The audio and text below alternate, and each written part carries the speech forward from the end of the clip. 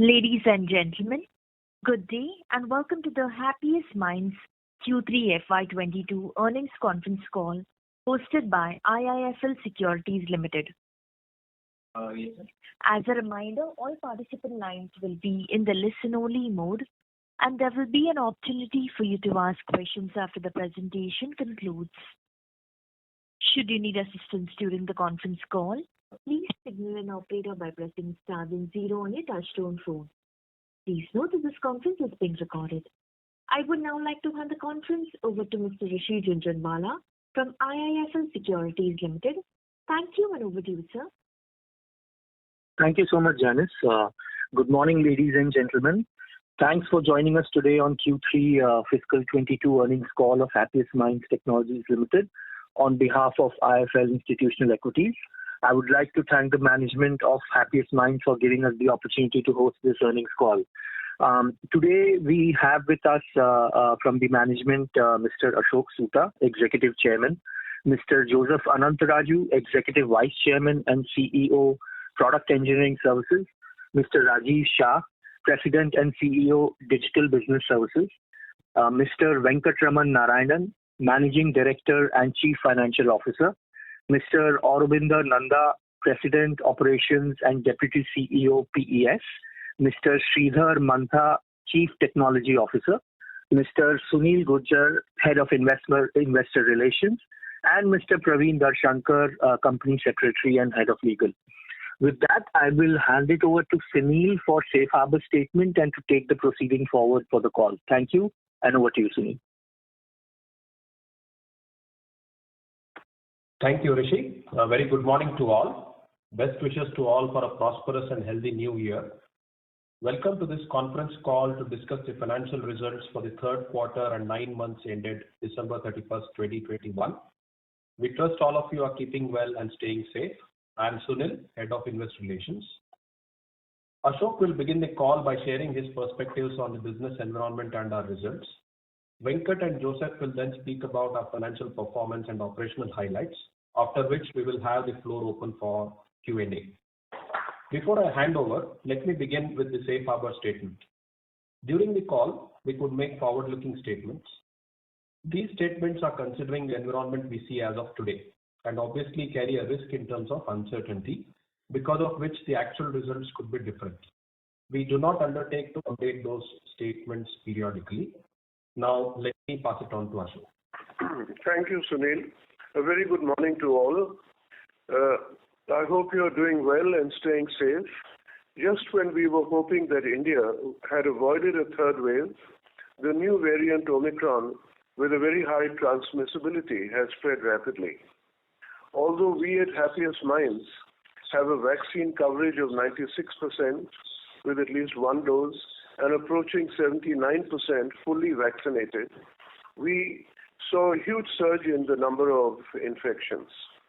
Fortunately, almost all of these have been relatively mild, and we have had very few hospitalizations. A few months ago, we had formed an internal task force, which we named as Back to Smiles, and it was to enable the safe and gradual return of Happiest Minds to our offices, just as we began this new year. However, since the third wave began to expand and it posed a threat to the well-being of our teams and their families, we decided to postpone our plans of working from our offices. This will happen, I would imagine, in another quarter now, but it will depend on the situation as it unfolds in terms of the control under which this next wave comes under. The business environment remains buoyant, as can be seen from our numbers.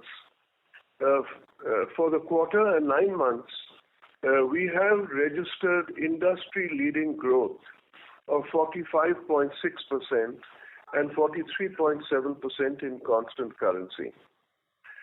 Likewise, our EBITDA is also an industry-leading figure, and on a year-over-year basis, this has increased by 27.8% and for the quarter and 35.5% for 9 months. Our EBITDA margin for the quarter, which is at 26.1%, is comparable to most of the larger peers. Venkat and Joseph in their highlights will walk you through aspects of our demand environment, financial and operational performance. I just want to conclude with a thought.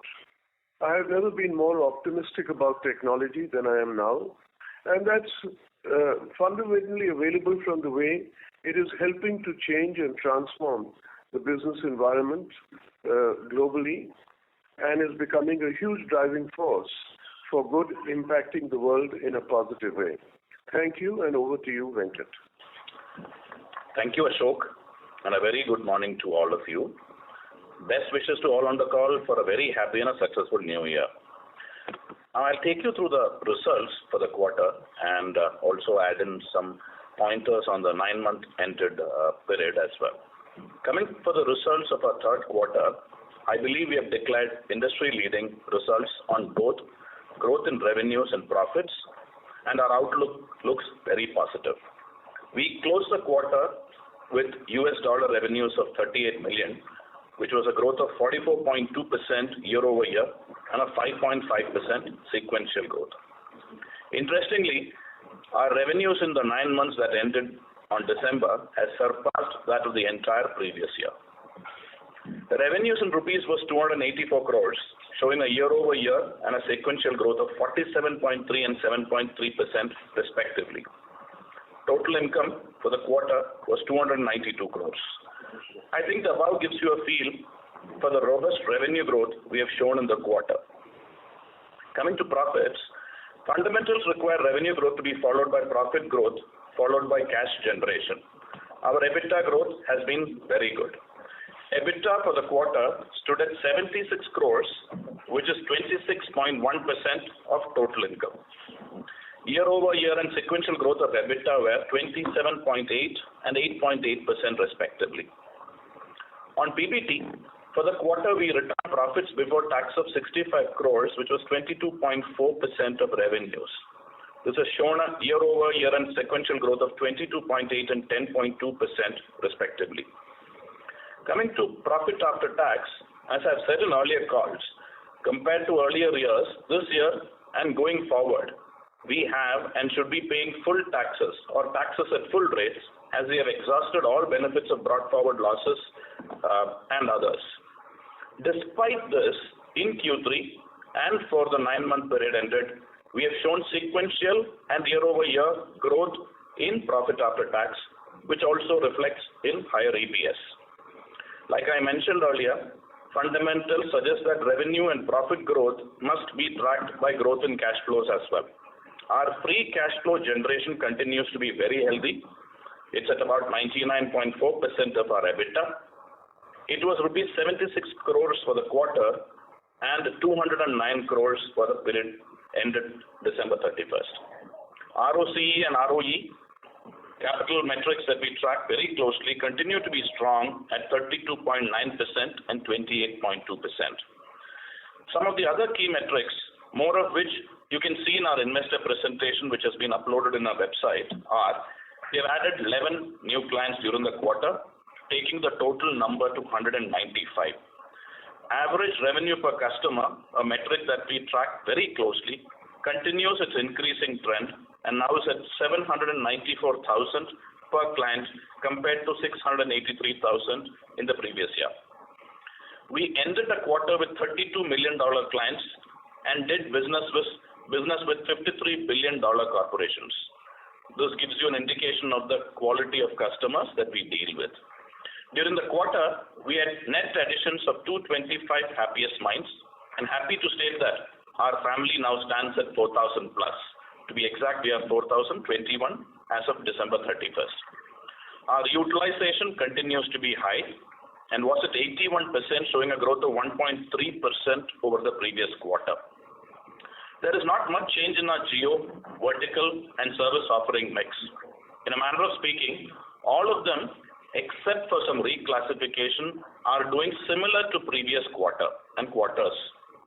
Automation revenues keeping in line with the demand growth stands at 27.1% compared to 24% in the previous quarter. DSO has shown an increase to 93 days. It is a concern. We are focused on getting this back, and we have done well as we see it in January. Attrition is a concern faced both by us and the entire industry. Trailing 12-month numbers was at 21.1%. My view is that we should see this stabilizing in a couple of quarters. In the meanwhile, while the people supply situation continues to be very competitive, we augment our capabilities through lateral and on and off campus hires. Demand for IT services, especially for digital transformation, AI, analytics, automation, product engineering support, security services, cloud migration, and the similar continue to expand rapidly. We see this demand to be secular across geographies and verticals. Of course, there is an accent towards US. The most recent NASSCOM report of how the Indian IT industry should go from 190 billion in 2021 to 300 to 350 billion in 5 years reflects this demand, and we are also looking to partake in the same. With that, I pass it on to Joseph to share his thoughts on the business environment. Over to you, Joseph. Thank you, Venkat. Good morning to everyone, and hope you're all staying safe. I'd like to thank you all for joining us today, and we'll take this time to brief you all on the market conditions and provide a little bit of highlights on our performance. Demand continues to remain strong, with companies cutting across verticals, accelerating their digital initiatives, and increasing their technology spend. Implementing a well-thought digital strategy has quickly become a necessity for companies of all sizes, which fits very well into the born digital, born agile positioning of Happiest Minds. During the quarter, we saw strong deal wins across all the geos in which we operate, cutting across a wide spectrum of our digital offerings. For example, in this multi-million-dollar managed services deal for a global telecommunications provider with operations in 200 plus countries, Happiest Minds has been chosen as a partner in their transformation and operational excellence journey. In another instance, Happiest Minds was chosen to provide end-to-end infrastructure and security services on the cloud for a global edutech SaaS company. We were also chosen by a leading cybersecurity platform provider to be the engineering partner and co-develop their platform. These deal wins reflect to be chosen as a strategic partner for our customers in their experience, data, and cloud initiatives. Our centers of excellence around analytics, AI, IoT, and automation are leading the technology curve and were the engines of growth in multiple customer situations during the quarter.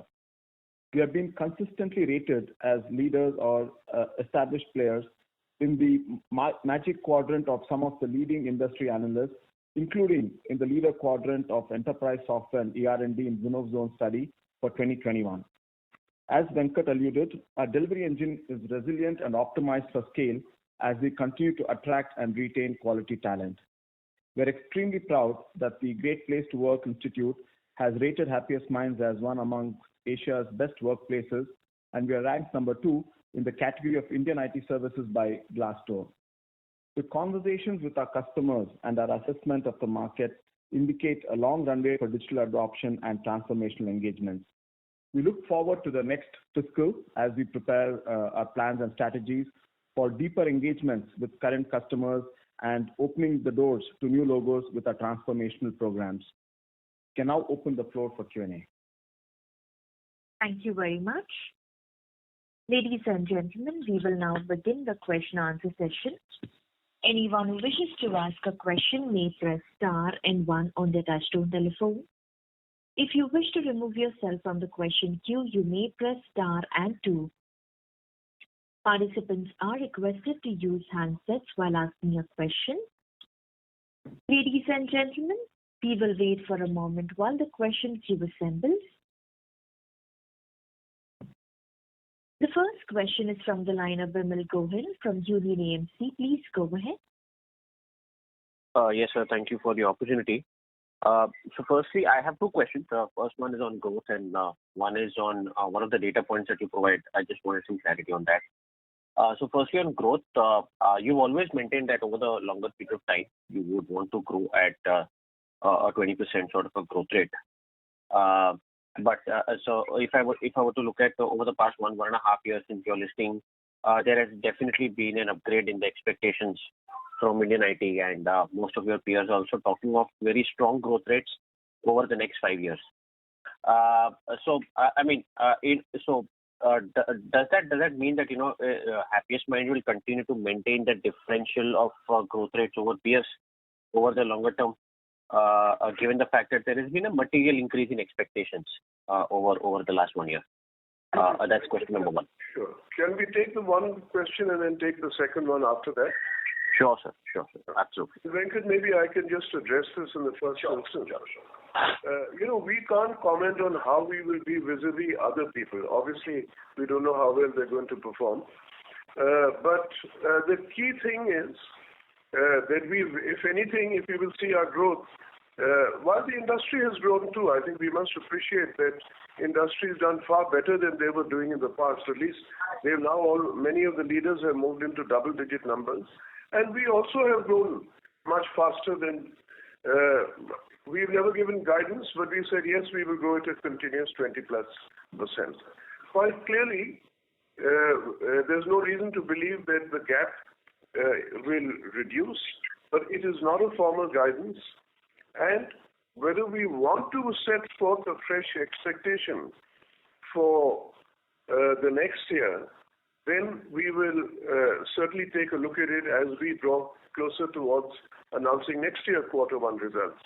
At the meanwhile, I think the really relevant number is what Venkat gave in his statement, that in 9 months we have crossed the entire year's revenue of the previous year. Perfect, sir. So my question, the next question was on FY23 and your expectations. I mean, how have the client interactions been for you? Any sense on budgets? I know it's a bit early, but any sense you can give me over there? And just one data point that I wanted to understand on this, the automation that you give, which is 23% of your total revenues, and that has seen a very sharp jump this quarter. How should we sort of think about this metric? Does it impact your overall delivery? If it is seeing such a sharp increase, how should we sort of think about it? How will it impact your revenues, or will it impact your overall cost of delivery? If you can just probably help me explain that. Yeah. Sure. Can I just again very briefly, Venkat, get the budget out of the way? We don't really spend too much time trying to visualize what the budget is going to do or not do. So, and fortunately, it doesn't really have too much of an impact on our business most times.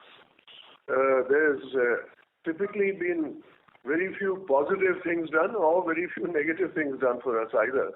And government generally supports the industry. Since such a large part of our business is global, it depends much more on the global environment, which we have indicated as being very, very positive. And that's evident again as we've seen in the previous set of numbers. Let me turn this over to my colleagues to answer your questions on automation in particular. Sure. So Vimal, I'm requesting Joseph. He's having some sort of an issue, technical issue. He's getting onto the call. But there were two questions. One was, Ashok, I think he was asking more from, do we have a feel for the growth numbers next year, given that so that one I think Joseph could take it. I think that was fast at this stage. We haven't even finished this quarter. Yes. So, and I indicated that if we want to give a higher guidance to the next year, I'd more or less answered that part of it. Right. And if Joseph is having difficulty coming on, since Ram is also not here to be able to answer the point on automation. If you like, either one of us can take it up, Venkat. Yes, Ashok. We have Sridhar and you, and I can also add. So, automation is as a number. Let me give you as a metric. We call it out separately. So you've got our entire revenues broken up by the verticals and service offerings, which is how we add it up to 100%.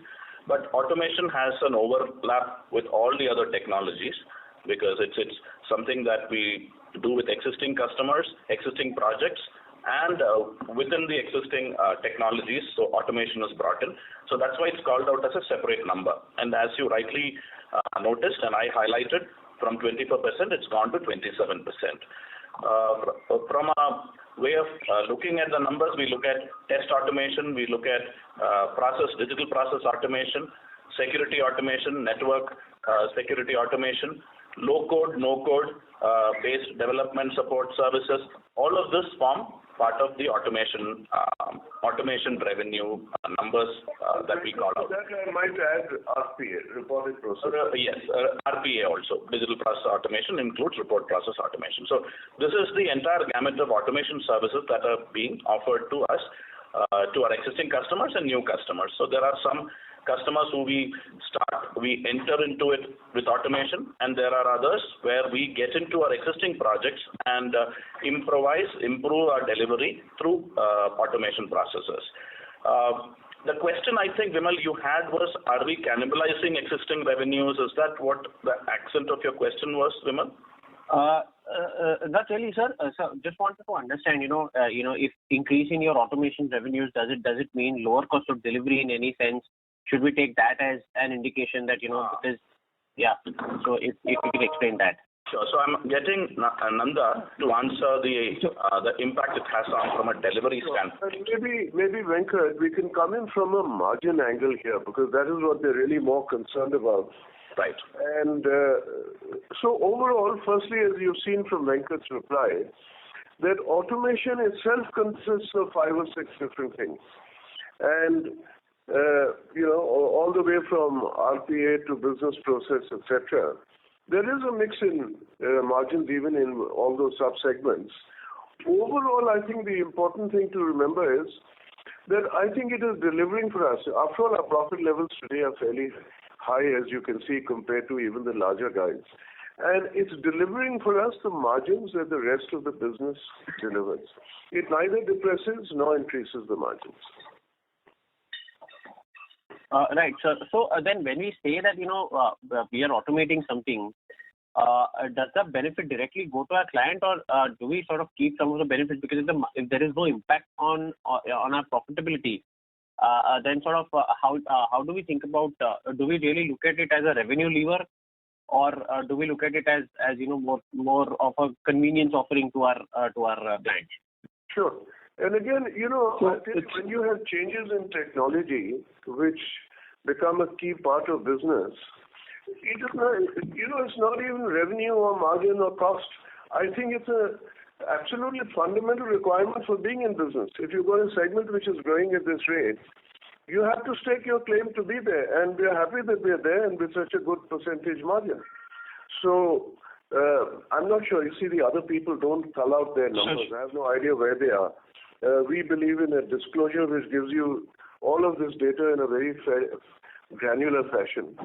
But it's an imperative part of the business. It's like saying when testing was coming up, does it increase or decrease or interoperability came in? These are all extensions of the way technology has evolved. Got it. So I think what you're trying to say is if at all we were sort of hypothetically, if we were lacking here, it could probably have hit our margins, and since we've sort of been ahead of the curve and in sort of getting it up to speed, our margins are sort of where they are today. Would that be a fair understanding? It becomes a standard part. There may be some parts which you appreciate one thing, that issues which typically get you higher prices. AI could be one such area, for example. It will also have higher costs because the search for talent is so much more in those areas. So all of these numbers balance each other out. We are giving you so much detail on revenue. I don't think we want to split our horizontal data into that sort of granular thing, and it's not also easy to do so. But overall, it's an integral and key part of the business, which is growing, developing, and certainly not depressing the margins, keeping up and coping up with the very fact that we are able to sustain the margin levels that we have in our business. Ashok, I just wanted to... Yeah, sure, please. I just wanted to also add that there is a revenue impact because many of these engagements that Ashok and Venkat are talking about, whether it's in the business process or in the RPA space, they are new engagements. They're opening new logos for us. And as Venkat said, once we get in, we're able to cross-sell and expand our presence up there. So there is a huge impact from a revenue standpoint, and also the way the customer starts viewing us, since we are helping them with some newer and emerging technologies. Fair enough, sir. I think I'll join back in the queue. Thank you so much and all the best. Thank you. The next question is from the line of Arun Kapoor from Morgan Stanley. Please go ahead. Hi, Ashok. Hi, Venkat. Good numbers and congratulations. I do have a couple of clarifications that I would like to seek. One is on the attrition point that you mentioned. It's rising from 14%, I think, a couple of quarters back, all the way to 21%. And I do see that the utilizations are also high at about 81%. But the margins, which is our typical barometer, the way we look at it, utilizations are high, margins also tend to rise. But when I look back from those 2 quarters back to now, it seems the margins not really moved as much. The attrition has spiked up quite a bit. Are you guys seeing a significant cost pressure and hiring pressure coming in from the bench and adding to the supply there? And I am quite cognizant that you said this could be something which will get addressed in the next couple of quarters. But what are we looking to do over there in order to bring this impact as into control as soon as possible? Maybe we can answer that, and then I can move to the second one. Joseph, you want to go ahead with that? Sure. Yes, Ashok. So similar to the other companies, not only in the IT industry but across the board, there is an acceleration in, as they call it, the Great Resignation, right? And so we felt some of that impact, and we're taking multiple steps to address this. We've really increased our people engagement activities. We had interim wage hike that we provided to some of our folks, looking at multiple factors in October, and we're also looking at how we can provide learning and growth paths for our people so that they continue to be excited and engaged. And in terms of trying to manage the margins, we're looking at how do we really there are few levers that you have around managing your bulge, making sure that you have a well laid out matrix for salaries and hiring, and we feel confident that the steps that we put in place will allow us to sustain our margins. And just to add, you can see that there have been balancing factors. I mean, obviously, in spite of the pressures that Joseph talked about, through a mix of things, not just utilization, the business mix, margins have been sustained. Right. And the other thing we're doing, if I may just add, the other area that we're taking a close look and we are working on is going back to customers, engaging with them, and getting some, getting rate hikes from a pricing standpoint to offset some of these the impact from higher salaries. And so this is again a work in progress and something that we've had some success working with some of our customers, and we intend to continue doing this in a very focused manner. Understood. Additionally, what I would also like to understand, obviously your revenue growth is continuing to be quite superb. So no concern over there, but flow through down or at EBITDA level. I understand the taxation part and so on, so maybe not wouldn't go down to PAT and all of that, but flow through into EBITDA is still showing some sort of a pressure. Or if I'm getting the read right. Are we seeing cost pressures having increased, and will they continue to be like that? What are your thoughts on that as well? Something that will be really interesting to know.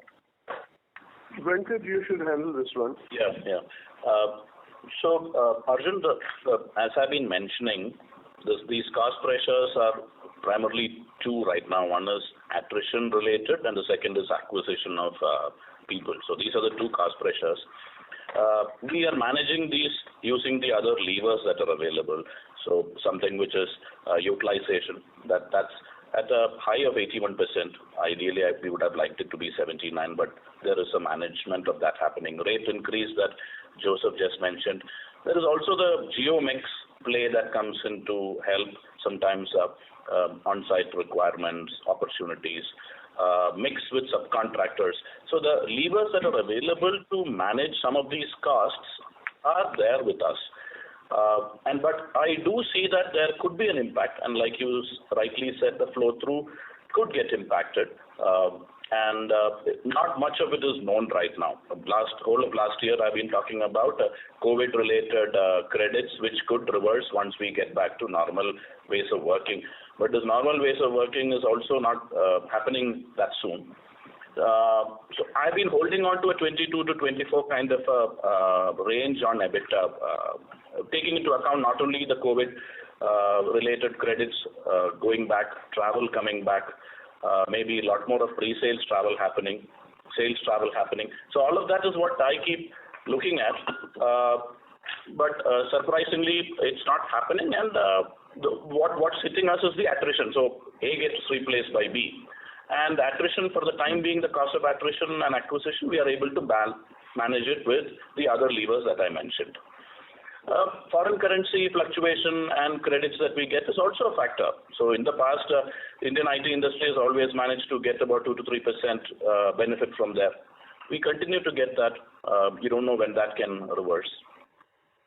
Hedge policies that we follow. So I hope it's a long-bound answer, but it's not a very easy thing to pinpoint saying, yes, the acquisition of people pressure will hit you and it will flow into the bottom line. It is, your assumption is absolutely right, but there are other credits that keep coming in. Understood. But Venkat, when you think about this as because we are growing from a much smaller scale, becoming bigger, and obviously we tend to compare you guys to the foreign peers that are there that face probably lesser pressure on, at least on the attrition side in cases as well, get easier acquisition, so to speak.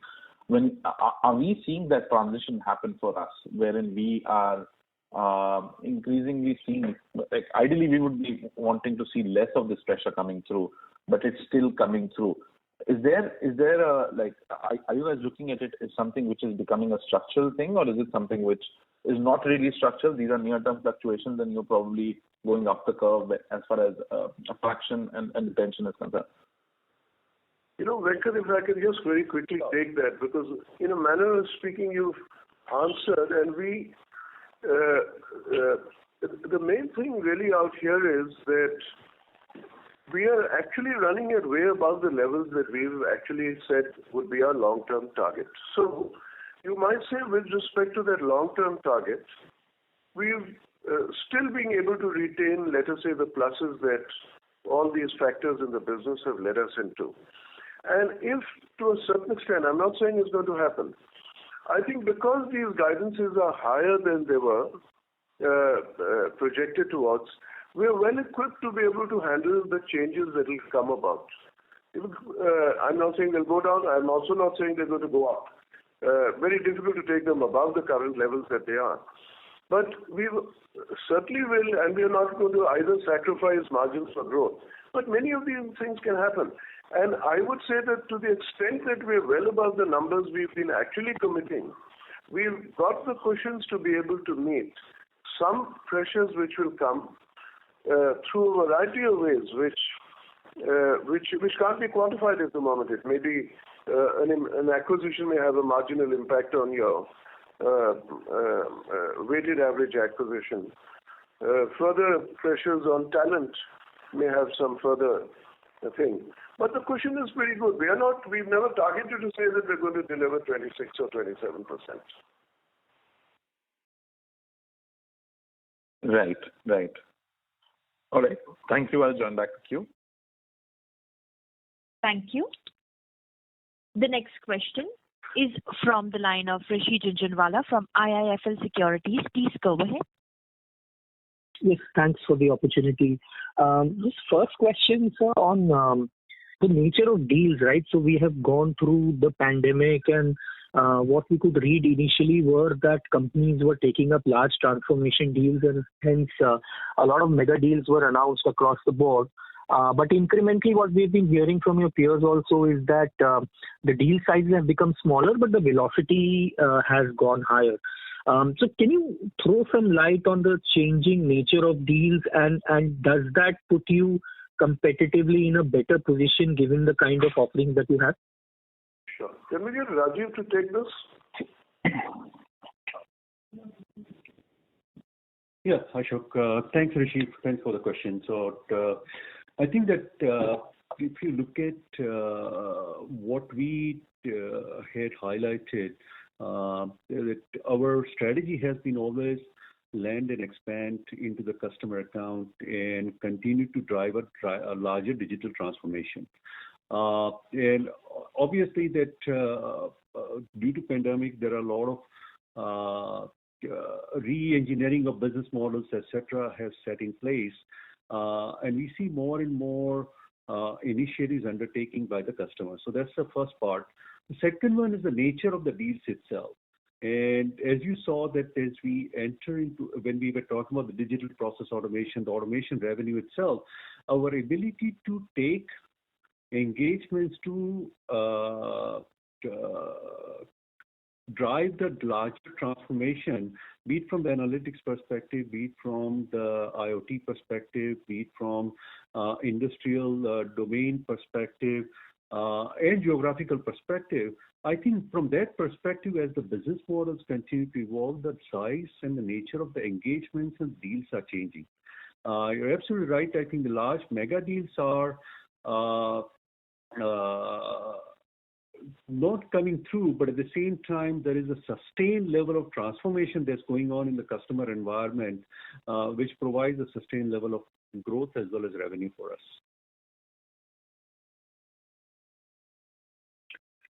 Thank you. The other question is a little bit on pricing. Given the kind of work that you do, one would assume that probably you guys would see any kind of pricing upticks in your contracts for ahead of many of your peers who are probably doing more of legacy or migration work.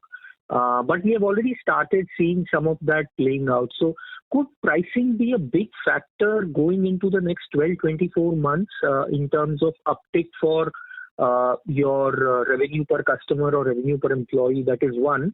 And also a big cushion to your margin. What is the last sentence you said?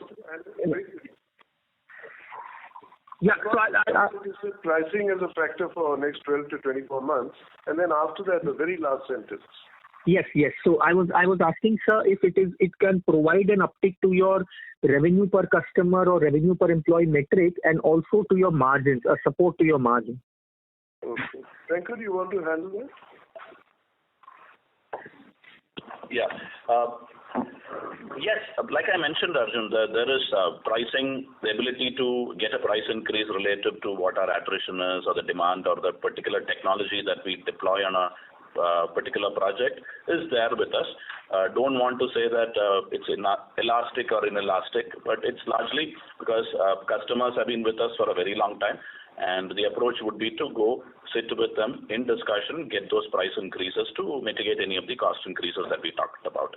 Yes, the second aspect is certain newer technologies come at a higher price, and like Ashok mentioned, we evaluate those in line with our overall gross margin targets that we have at the BU or at the technology level, at the COE level, and that's maintained and managed at that level, Ashok.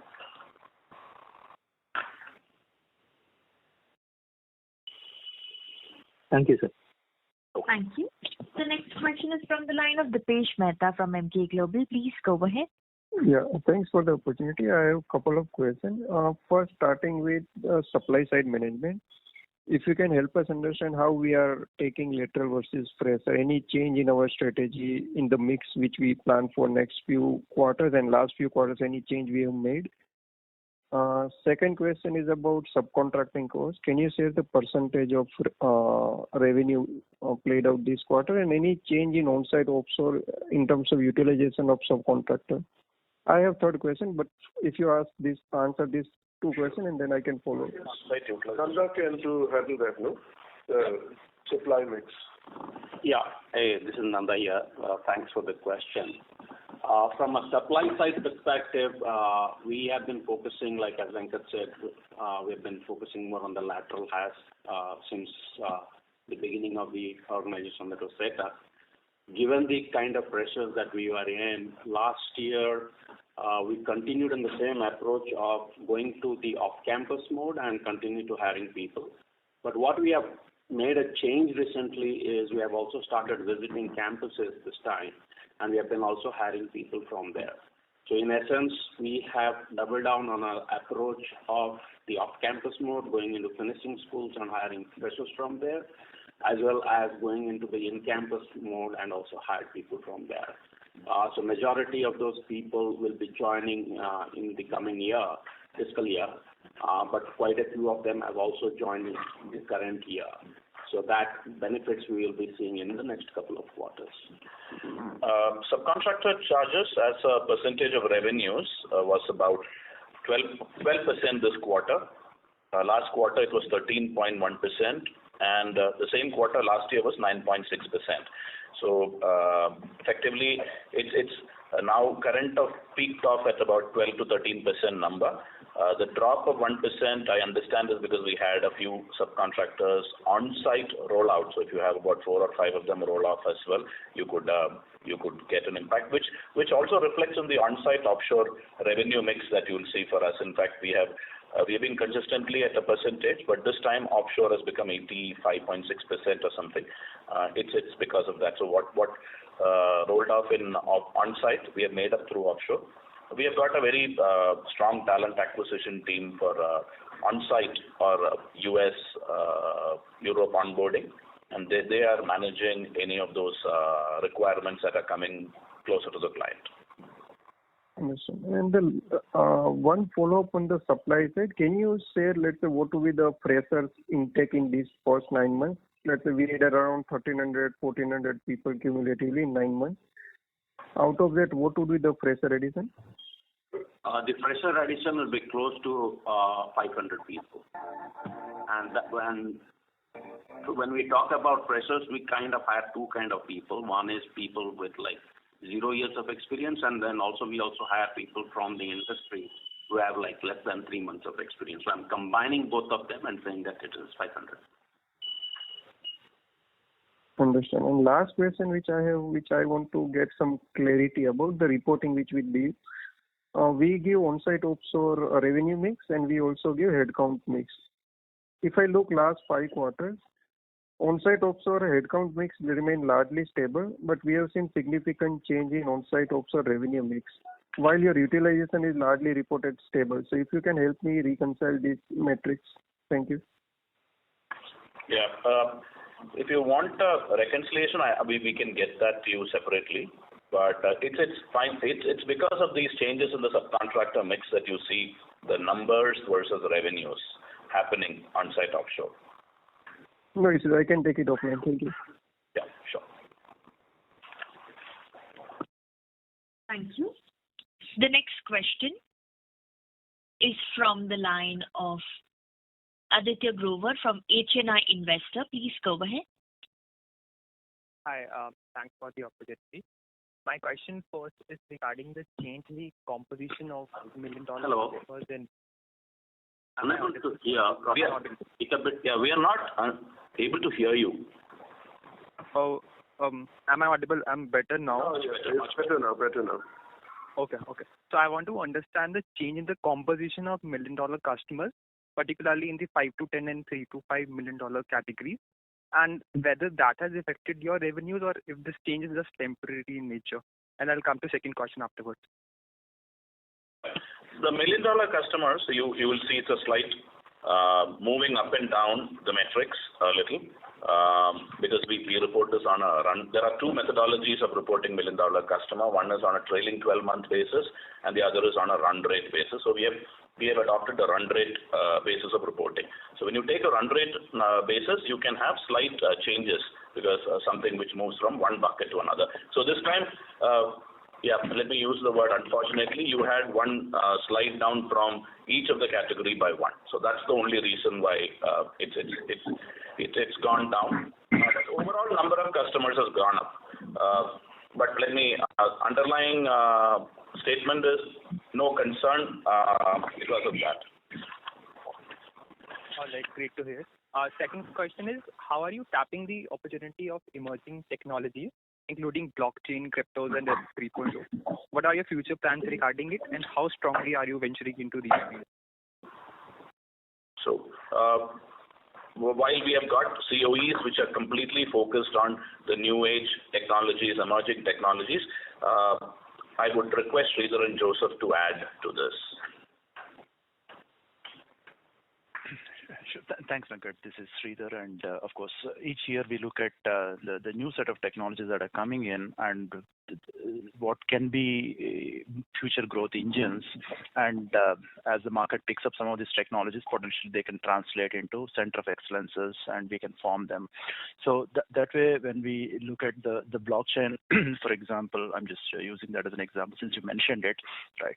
And we have been actually working on multiple use cases across different verticals, not the typical financial kind of vertical, and slowly we are bringing the distributed ledger as a part of the core architectural component with many of our customers. And now we started actually looking at the implications of blockchain in the related new technologies that are coming up, and we want to continue making more investments like NFT and metaverse powered by blockchain and implications of blockchain in some of the newer technologies that are coming up. However, these will be, of course, I used one as an example. There are multiple other technologies also we keep looking at and make those investments. And as the market picks up and beyond the 3-4 customer implementations, as we grow, we will be converting or creating new center of excellences around them. All right. Thank you. Thank you. The next question is from the line of Devesh from DS Investment. Please go ahead.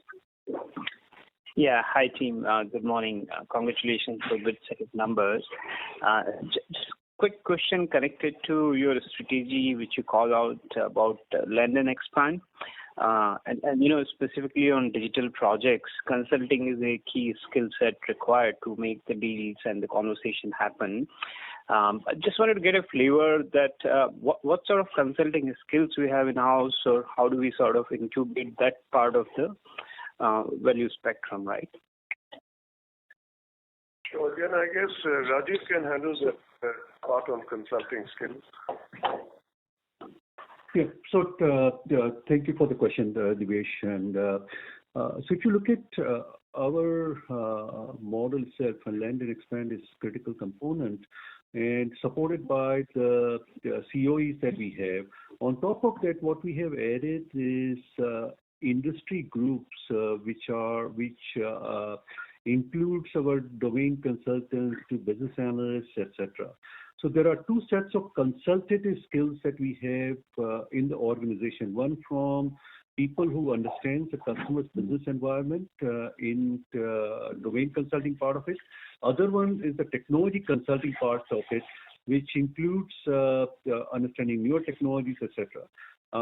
So we do have that level of capabilities within the organization.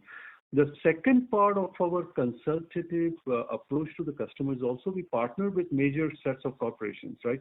So we work with technology partners, we work with some of the third-party players as well in bringing the right set of skills and capabilities as well. So we have in-house both domain as well as technology consulting, along with the architecture consulting, and as and when the need requires, we partner with some of the third parties as well for us to drive the larger digital transformation in the customer environment. Great. That makes sense. Thank you for that. Another one was more around, we all know that technology is expanding faster than we would like, to cover all of the areas. I think in the previous answer it was mentioned that once we have 2-3 customers, we sort of look at the COE build-up around that. I just wanted to get the rationale, because in a normal sense, I would assume that, we sort of do a market research, do a GTM or dipstick, and then sort of build the COE and then win the customer. It sounds a little, halfway, right, where once we have few opportunity wins, then we scale the COE. Is there a thought process that I'm missing here? If you can help me understand. Yeah. So, the way I would put it actually is, when we see some new technologies, they get incubated under the CTO's umbrella, right? You do a deeper study of the technology. You typically build a few POCs, a few solutions, and then work with the verticals to take it to market. Now, the pace of adoption could vary. And I'll give you the example of blockchain itself. Our first customer was 4 or 5 years back, and if you see, barring a few areas, the broader acceptance of blockchain has not happened, right? Until you have enough customers, where you can convert it into a center of excellence or a practice, it continues getting incubated under the CTO's organization. We continue investing in it. So all the technologies that Sridhar talked about, whether it's robotics or whether it's NFT, metaverse, blockchain, so all of these are getting incubated under the CTO's umbrella. And once you have enough market adoption, you would then build proper practices or centers of excellence. So you can say that there are people already working under the CTO's umbrella, but we'll master it and scale it once you have more customers. And another example is IoT. That's how we initially started, and within a couple of years of building our first IoT platform and getting the first couple of customers, we saw rapid adoption and we spun it off into a center of excellence. Okay, great. Thanks. That answers my question. Thank you. Thanks for that. Thank you. The next question is from the line of Arun Kapoor from Morgan Stanley. Please go ahead. Hey, hi again, guys. So, Venkat, from a taxation perspective, the base is now normalizing. Fair to say that from next year onwards, we will be on the right base, and thereafter, our EBITDA growth down to the profit growth, they should look more in line with each other. That's right, Arun. We are already a full tax-paying company now. All credits of the previous years, quarters have been finished. So we should hopefully, unless we get some new credits, which looks not very possible right now, but yes, we should continue. So FY22 base is completely clean, right? Almost all clean. FY22 would be the fair base for 23. Got it. So if you had looked at the previous year, the base had adjustments of deferred tax, and there were also the brought forward benefits that were there. Typically, when there is any acquisition, there can be some impact, but other than that, on an organic basis, you are seeing the normal trend from here. Understood. And in the customer mix, there's been a slight reduction. The 5 to 10, there's been a little bit of movement between 1, 3, and 5, those buckets. Could you just give a sense of exactly what's happened here, and is this something we need to think about or worry about? No. I just answered. Venkat, if I can just barge in here. Sure. Actually, Venkat answered this with respect to another question which came in. But, I'll tell you that number, because again, as he highlighted, you could look at it from a run rate basis on the basis of which we've reported. You can also look at it on the basis of our 9 months, which I don't think we report externally, but that data is existing today. And if, for example, if you look at that cumulative number, the 3 to 5 has gone down by 1 number, but the 5 to 10 has gone up equally by 1 number. So these are balancing factors. Overall, if you ask me, the number of $1 million customers is increasing in a way that is very, very positive. And when we'll see overall year-ending numbers, then we will find that those little marginal things that we've talked about have got adjusted. We are also moving towards perhaps looking for our first set of customers going downstream, which would be above, certainly above 15 million as of today. So we don't report that category, but we've already got a customer in that category. The overall trend on that is exceedingly healthy. Understood. So, in a way, what I understand is it's better to look at annual snapshots than quarterly snapshots here, because here I'm guessing you're multiplying by, you're analyzing the quarterly run rate in any case, therefore that movement. Both of them have their own value, and sometimes it's good to look at both sets of data, but obviously we don't want to confuse the market by reporting much more than we are already doing, which to the best of my knowledge is far more than what anybody else does. Fair enough. But as far as you are concerned, your concentration is primarily on these annual snapshots or how the customer is trending on a per customer revenue basis. Sure. Understood. Thank you, Ashok. Thank you. Before we take the next question, a reminder to the participants, if you have a question, please press star then 1.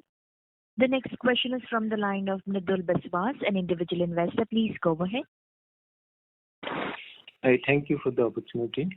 So, take one question related to revenue across geographies. So I can see revenue for Europe and rest of world is considerably less compared to US and India, if I say. So is it because the focus is not there, or this is because something else? So, I'll take that, Ashok. So, sure. Yeah. So the reason why that revenue, you see that revenue decline in Europe is because in Q2, for one of our large customers, we had a fixed price engagement that came to an end. So there was a little bit extra revenue recognition, and there was a little bit of delay in getting back to the same kind of run rate for the follow-on projects, and that's the reason why you see that drop in the Europe market share. But overall, I would like to, as I stated earlier, we are seeing strong market traction across all our geos, and if you just go back to the new logos in Q3, 3 of them were from Europe actually. So that reflects a strong market demand out there. Okay. Thank you. That's it from my side. If I just add something here as well. Sorry, Mike, this is Rajiv Shah. I think that if you look at the data over the last 2 years, our Europe revenue, which was hovering around 6% or so, going up to close to 10% plus now, right? So the Europe revenue in terms of percentage for the company as our revenue has grown significantly as well. So the 2-year trend has been in very positive direction, and we have significant focus with large set of customer engagements as well as deals that we have signed with the senior leadership team in place in Europe as well. Sure. Good point, Rajiv. Thank you. Ladies and gentlemen, as there are no further questions from the participants, I would now like to hand the conference over to Mr. Rishi Jhunjhunwala for his closing comments. Thank you, and over to you, sir. Thank you, Janice. On behalf of IIFL Institutional Equities, I would like to thank the entire management of Happiest Minds to give us the opportunity to host this call, and all the best for your upcoming quarters. And with that, I'll just pass it on to Sunil. Sunil, over to you. Thank you all for joining us today. We thank IIFL Institutional